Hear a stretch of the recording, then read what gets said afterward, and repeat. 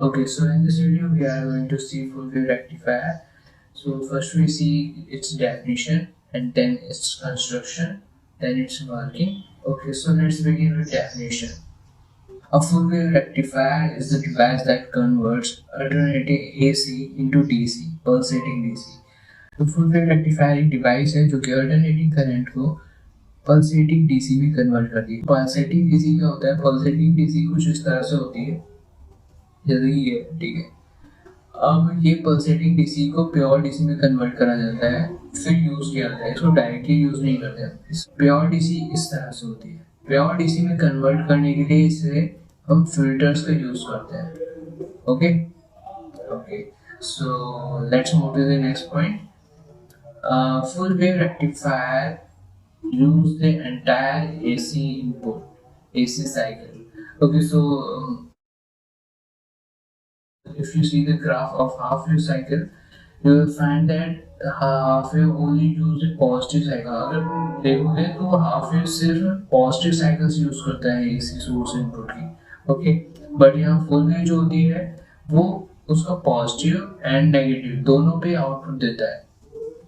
Okay, so let's see the last point, that the full wave rectifier gives 2x efficiency as compared to the half wave rectifier. That's true.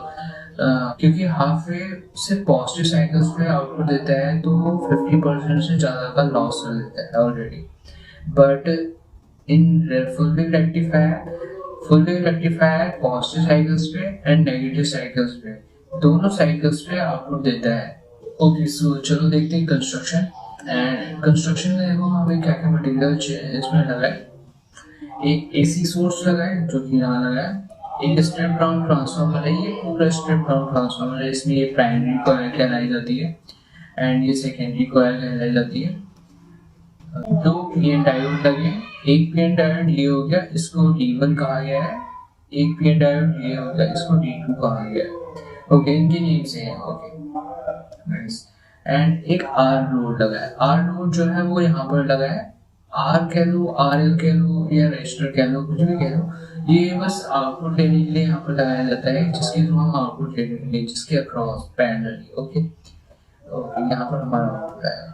ठीक है. Okay, तो हम यहाँ पर construction को उस तरह से डिफाइन कर दे सकते हैं कि AC source is connected to primary coil and secondary coil में देखो यहाँ D1 कनेक्टेड है एंड D2 कनेक्टेड है in series with secondary coil. और RL जो हमारा लोड रहेगा वो सेकेंडरी वाइंडिंग से सेंटर टैप्ड होके पैरेलली कनेक्टेड रहेगा. Okay okay, so let's see how it works. Okay, तो वर्किंग देखते हैं. वर्किंग क्या होता है, एक सिग्नल समझते हैं AC का सिग्नल एक इस तरह से होता है. ये एक पूरी वेव होती है AC की. ओके, इतनी. इसका हाफ वेव कब होगा, ये पाई का जाता है. हाफ वेव कहाँ पर होगा, जहाँ π/2 होगा. हाफ वेव मींस यहाँ पर हाफ इसकी पॉजिटिव रहती है एंड हाफ इसकी नेगेटिव रहती है, इसीलिए इसे अल्टरनेटिंग करंट कहा जाता है. ओके, ये वाला फंडा है ना, ये यहाँ लगने वाला आपका. तो होगा क्या, सपोज कर लो एक इंस्टेंस पे यहाँ से पावर गई एंड P1 पॉजिटिव हुआ. P1 जो है हमारा पॉजिटिव हुआ, दैट मींस P2 नेगेटिव. ये सिंपल है. तो करंट किस तरह से पास होगा, इस तरह से जाएगा. करंट प्राइमरी कॉइल की वजह से सेकेंडरी कॉइल में इंड्यूस होता है. ठीक है, फिर यहाँ लगता है लेंस लॉ.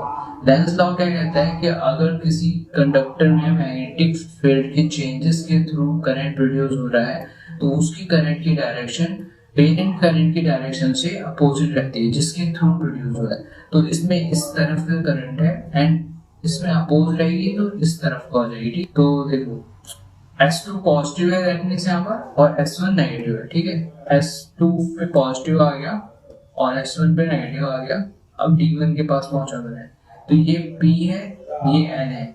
और अगर P पॉजिटिव साइड से N नेगेटिव साइड से कनेक्ट होता है तो क्या होता है, फॉरवर्ड बायस देता है. ओके, ऐसे ही जब सेकंड हाफ वेव आएगी इसकी AC साइकिल की तो क्या होगा, यहाँ P1 जो है वो नेगेटिव हो जाएगा, P2 जो है वो पॉजिटिव हो जाएगा एंड यहाँ पर करंट इस तरह से जाएगी. ठीक है, इसका मतलब सेकेंडरी वाइंडिंग में करंट इस तरह से जाएगी. मतलब क्या, S2 नेगेटिव हो जाएगा S1 पॉजिटिव हो जाएगा। अब S1 पॉजिटिव होगा तो यहाँ पर ये वाला डायोड फॉरवर्ड बायस में जाएगा क्योंकि इसका P पॉजिटिव से कनेक्ट है, N नेगेटिव से कनेक्ट है, एंड ये सप्लाई को पास होने देगा। ओके, सो अब देखते हैं टेबल में से बहुत आसानी से समझ आएगा अगर पहले से अभी तक समझ नहीं आया तो सेकेंडरी वाइंडिंग में हम करंट पहुंचा देंगे उसके बाद। तो 1 जो है इसका P जो है पॉजिटिव से कनेक्ट है एंड N जो है वो नेगेटिव से कनेक्ट है। डायोड 2 जो है उसका P जो है नेगेटिव से कनेक्ट है एंड N जो है वो पॉजिटिव से कनेक्ट है। मींस D2 तो रिवर्स बायस कर रहा है एंड डायोड 1 जो है वो फॉरवर्ड बायस कर रहा है। तो हमें जो आउटपुट मिलेगा वो किससे मिलेगा, D1 से। ठीक है, सेकंड इंस्टेंस जो है वो इसके सेकंड हाफ वेव का है उस एसी साइकिल की। तो उसमें क्या होगा, हमारा डायोड 1 का P साइड पॉजिटिव नेगेटिव से कनेक्ट होगा एंड N साइड पॉजिटिव से कनेक्ट होगा, मींस ये रिवर्स बायस में चला गया। एंड D2 का पॉजिटिव P साइड पॉजिटिव से कनेक्ट होगा, N साइड नेगेटिव से, दैट मींस ये फॉरवर्ड बायस में चला गया। ठीक, तो यहाँ पर आउटपुट इसने दिया D2 ने। अब इसी चीज को ग्राफ में बनाया जाता है वो इस तरह से कि हमारी एक एसी जा रही है, कि हमारी एक एसी वेव है। अकॉर्डिंग टू फर्स्ट इंस्टेंस हमारे D1 ने आउटपुट दिया एंड D2 ब्लैंक रहा। क्यों? क्योंकि D2 रिवर्स बायस में था एंड D1 फॉरवर्ड बायस में।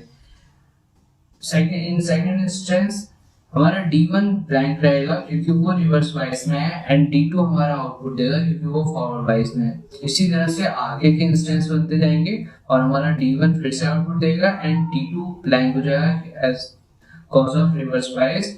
जो हमारा फाइनल आउटपुट बन के आएगा वो किस तरह से बन के आएगा, किस तरह से D1 output given by D1, output given by D2, output given by D3, output given by D1, output given by D2। Okay, इसी साइकिल में आगे चलते जाएगा। ओके, तो समझ में आया, ये थी इसकी वर्किंग। अब वर्किंग को कुछ पॉइंट्स में देख लेते हैं, जैसे कि one diode that is D1 will be forward biased and conduct during the first half of the input alternating current, जैसे मैंने कहा था, while the other D2 will be reverse biased and will not conduct. Okay, during the other half cycle of the input signal, reverse biased diode that is D2 becomes forward biased and conducts, while the other diode D1 becomes reverse biased and does not conduct. ठीक है, for both the positive and negative half of the cycle, पूरे AC cycle के लिए the output voltage will be unidirectional. इसमें देखो ये AC जो है वो बाई डायरेक्शनल, ठीक है, या इसको टू डायरेक्शनल बोल लो, कुछ भी बोल लो। ठीक है, एसी वेव जो है वो अप भी आ रही है, डाउन भी आ रही है, बट जो डीसी वेव हमारी फाइनल आएगी वो यूनि डायरेक्शनल होगी, वो सिर्फ अपवर्ड डायरेक्शन में होगी। ठीक है, जो हमारा फाइनल आउटपुट आया है वो हमारा यूनि डायरेक्शनल है, जो सिर्फ पॉजिटिव साइड में। ठीक है, इसी को यूनि डायरेक्शनल बोलते हैं। Let's see the conclusion part. तो हमने देखो, तो यहाँ कुछ इंपॉर्टेंट पॉइंट है, पहले वो देख लेते हैं। The full wave rectifier have an efficiency of 81.2%. Okay, इसमें 81.2% ही efficiency आती है, बाकी जो होता है वो लॉस में चला जाता है। ओके, फिर rectifier used in chargers, mobile chargers, laptop chargers etcetera, and UPS, LCD etcetera में भी यूज होता है। ठीक, इसी voltage DC output voltage check करने का क्या फॉर्मूला है, दैट इज VDC, ये आउटपुट निकालने का फॉर्मूला है। ठीक है, ओके, तो हमने इस वीडियो में क्या क्या कवर किया अभी तक। हमने फुल वेव रेक्टिफायर देखा, उसकी डेफिनेशन देखी, उसका कंस्ट्रक्शन देखा, उसकी वर्किंग देखी, एंड दैट्स ऑल। अभी